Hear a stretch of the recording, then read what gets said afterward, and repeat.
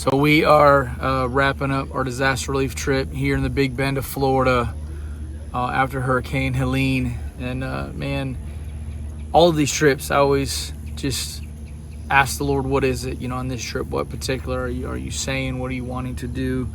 And as this week has developed, there's been one reoccurring theme. Earlier in the week, I think it was day 2, we were working on a deputy's house. Local deputy had a lot of damage, and he's so busy, obviously with his own job now, that he can't even work on his own yard. And we were working on neighbors. We heard about his. He happened to drive by, tell us, and it was more of a cleanup job. But as he was telling us, he asked kind of who we were, what we did, why we did it, and we were just telling him, that we love Jesus and we want to serve people. And he said, yeah, man, I would consider myself a Christian, even though I haven't been a good one lately. He said that I haven't really been walking with the Lord, but in the last week, some things have got my attention. So he mentioned Hurricane Helene first, that coming in, how scary that was. And then he said right after the hurricane, they were doing a manhunt. Short version is, there's a guy who had a gun who threatened to kill somebody else. And so they were on a manhunt for him.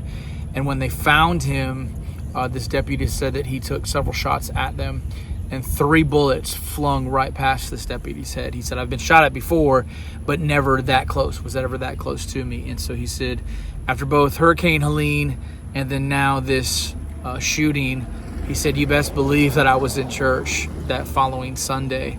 And he said, because I realized, man, like any of us could be gone at any time.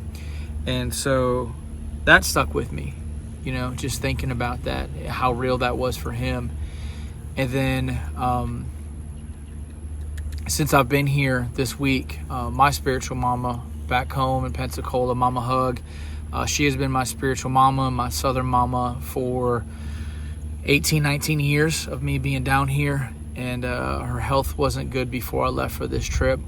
But I talked to my wife, Haley, yesterday, and she let me know that Mama was in the hospital and Mama wasn't doing good. They didn't think she was going to make it too much longer.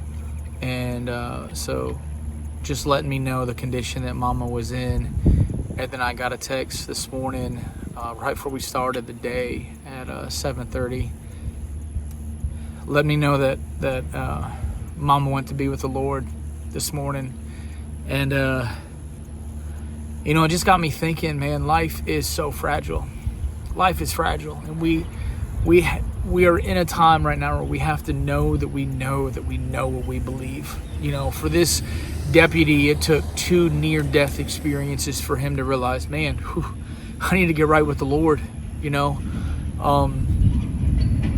And then I think in Mama's case, Mama knew. Mama had so much peace.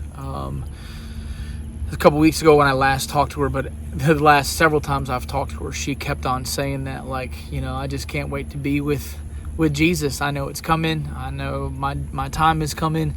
I look forward to it, actually. And she loved Jesus. She knew that she was going to be with Jesus. And so it's different. It's different when you don't know and you have an experience that scares you. And then you have someone who knows the Lord, is living for the Lord, and knows that if at any moment, any time.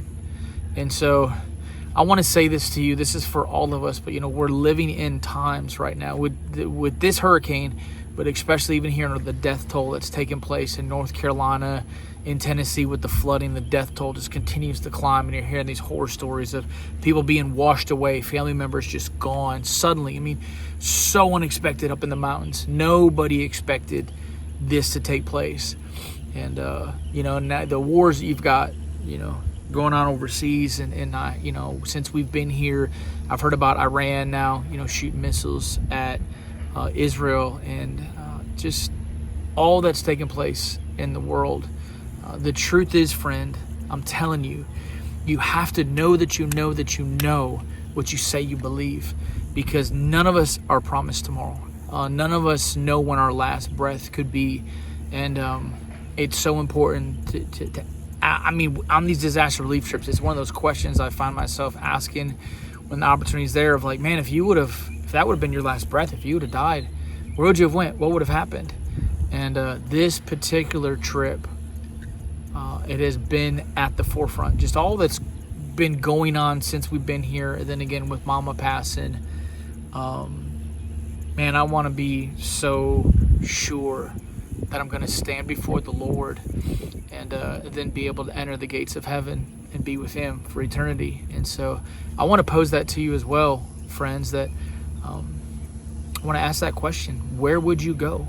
If today was your last day on this earth, if you knew that you were going to take your last breath today, where would you go? It is the most important question, because the Bible says that our life is but a sliver. Our time here on earth is but a sliver in time compared to eternity. And so you never know. You never know when the Lord is going to call you home. But I pray for you that you know where you're going to go when that time comes.